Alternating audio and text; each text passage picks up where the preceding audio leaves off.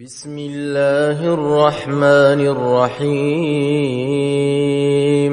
يا أيها النبي إذا طلقتم النساء فطلقوهن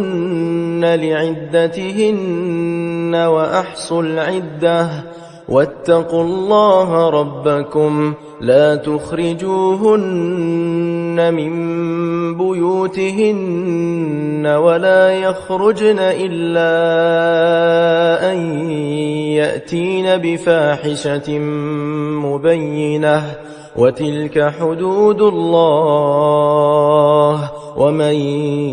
يتعد حدود الله فقد ظلم نفسه لا تدري لعل الله يحدث بعد ذلك أمرا فإذا بلغن أجلهن فأمسكوهن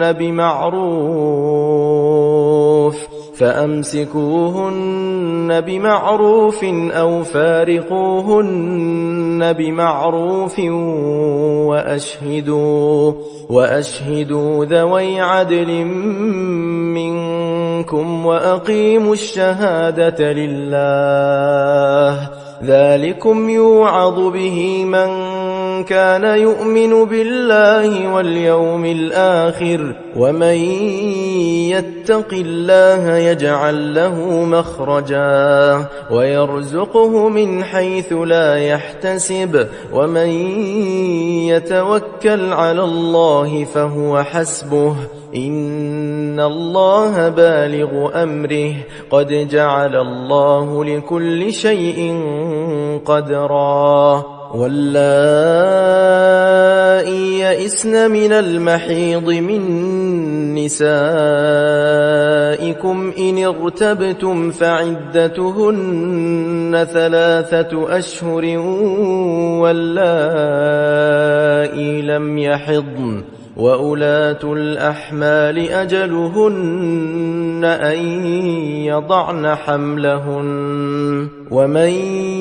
يتق الله يجعل له من أمره يسرا ذلك أمر الله أنزله إليكم ومن يتق الله يكفر عنه سيئاته ويعظم له أجرا أسكنوهن من حيث سكنتم من وجدكم ولا تضاروهن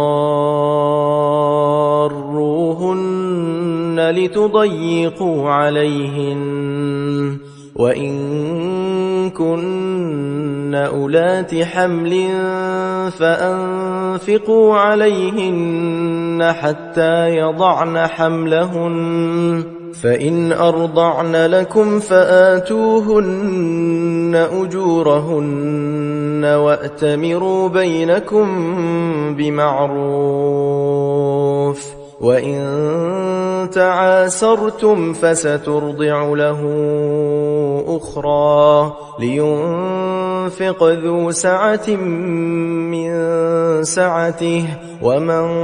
قدر عليه رزقه فلينفق مما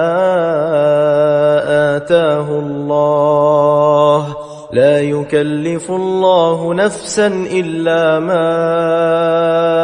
آتاها سيجعل الله بعد عسر يسرا وكأي من قرية عتت عن أمر ربها ورسله فحاسبناها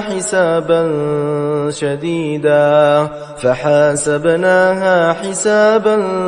شديدا وعذبناها عذابا نكرا فذاقت وبال أمرها وكان عاقبة أمرها خسرا أعد الله لهم عذابا شديدا فاتقوا الله يا أولي الألباب الذين آمنوا قد أنزل الله إليكم ذكرا رسولا يتلو عليكم آيات الله مبينات ليخرج الذين آمنوا وعملوا الصالحات من الظلمات إلى النور ومن يؤمن بالله ويعمل صالحا يدخله جنات تجري من تحتها الأنهار خالدين فيها أبدا قد أحسن الله له رزقا الله الذي خلق 7 سماوات ومن الأرض مثلهن يتنزل الأمر بينهن لتعلموا أن الله على كل شيء قدير وأن الله قد أحاط بكل شيء علما.